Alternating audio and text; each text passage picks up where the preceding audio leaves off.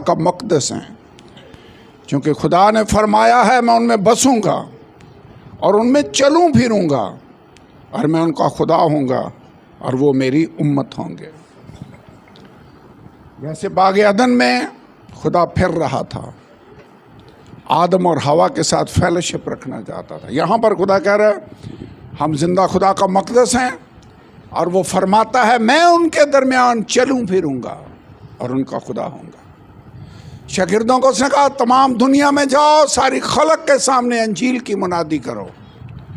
लेकिन वो निकल कर मुनादी करते फिरे और खुदा उनके साथ साथ काम करता रहा और कलाम को मोजज़ों के वसीला से साबित करता। जिधर वो जा रहे हैं खुदा उनके साथ। यह है खुदा के साथ चलना।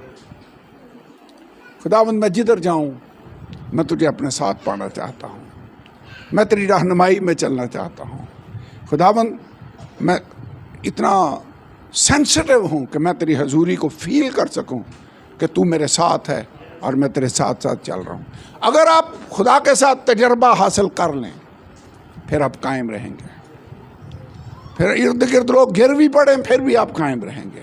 माहौल कैसा भी क्यों ना हो हनूक की तरह, फिर भी आप कायम रहेंगे, क्योंकि आपने खुदा के साथ चलना सीख लिया है।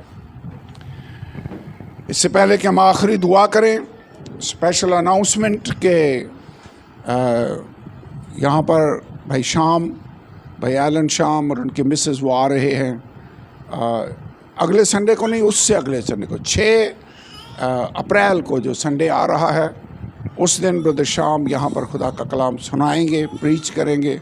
शायद और भी मेहमान हों, लेकिन सब ने आना है। आप जानते हैं भाई शाम कितने साल यहाँ पर गुजार कर गए हैं, तो उनका आना खुदा के सही खादम है। हमारे लिए बड़ी एजाज़ की बात है कि खुदा का वो बंदा जिसने अपनी ज़िंदगी खुदा की खिदमत के लिए डेडिकेट की हो, वो फिर हम सब के दरमियान खिदमत करने के लिए आ रहे हैं।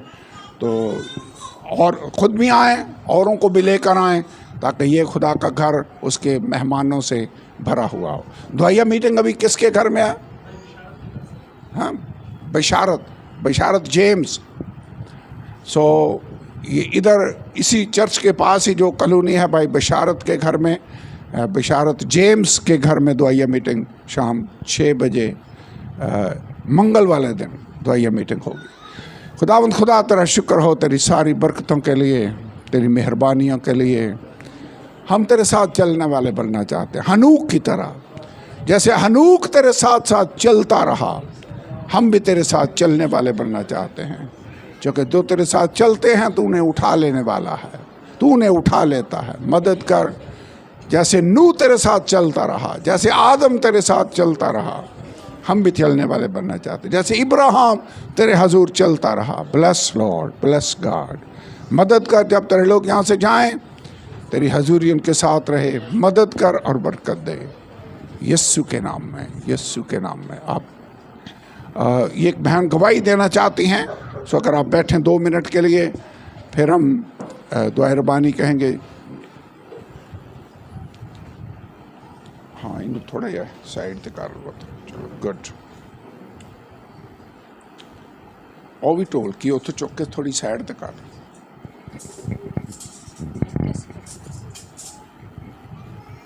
मसीह में आप सबको सलाम। मेरी गवाही कुछ इस तरह से है कि मेरा बेटा शॉन जो पिछले महीनों में वो डिप्रेशन में आ गया था और उसने ख़ुदकुशी करने की कोशिश की, तो उसने ना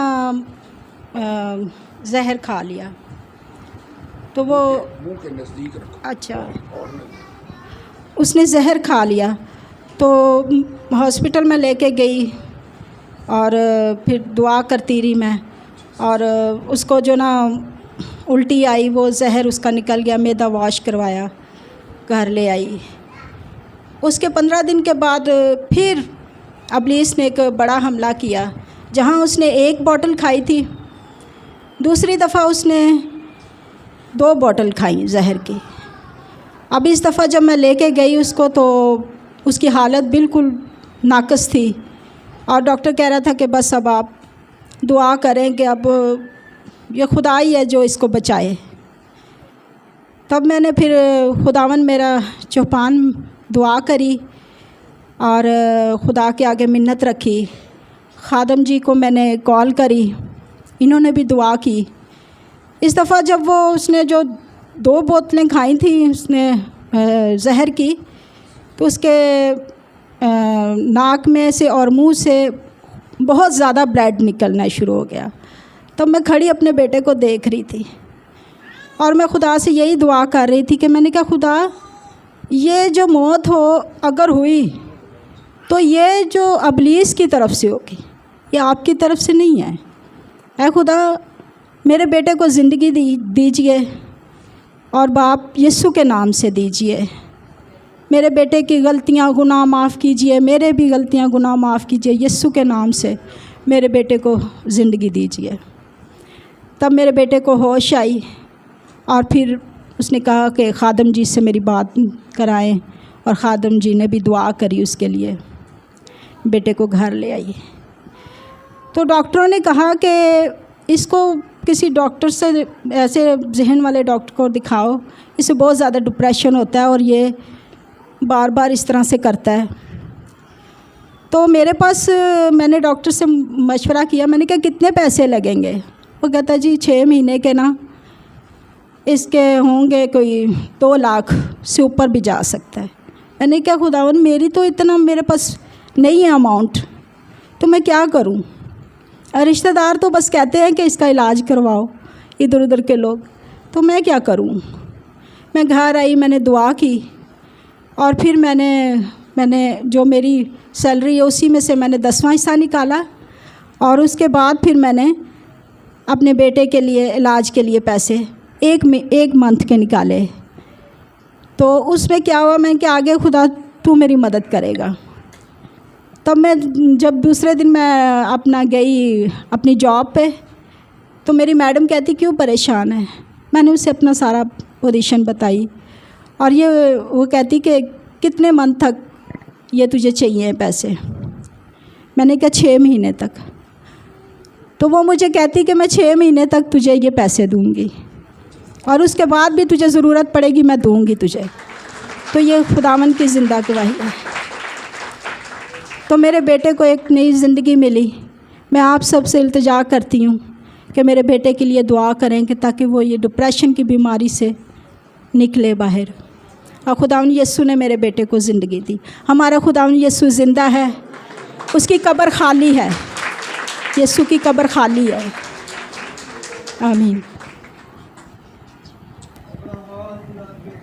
Praise God, hallelujah, hallelujah, hallelujah। Well आप अंदाज़ा लगा सकते हैं कि एक माँ के लिए कितना मुश्किल होगा अगर उसका बेटा हॉस्पिटल में इस कंडीशन में पड़ा हो।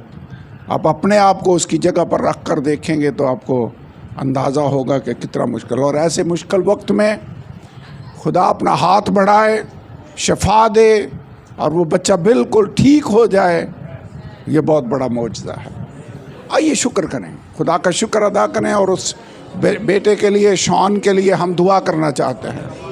Hallelujah, hallelujah. खुदा तेरा शुक्र हो, तूने ये बड़ा मौजज़ा किया है, तूने खुदावंद अजीब काम किया है। अब मेरी दुआ है उसके सारा डिप्रेशन तेरे नाम में जाता रहे।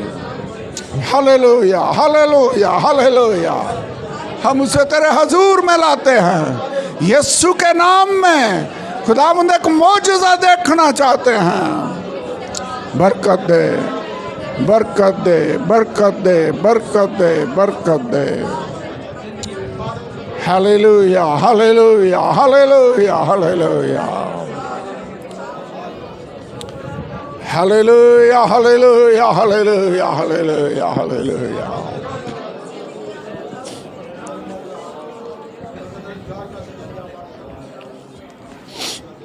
In Jesus' name, in Jesus' name, in Jesus' name, in Jesus' name. Depression का मतलब है टेंशन, फिक्रें, परेशानियां। बाइबल ये कहती है अपनी सारी फिक्रें उसके पास ले आओ, उस पर डाल दो, क्योंकि उसको तुम्हारी फिक्र है।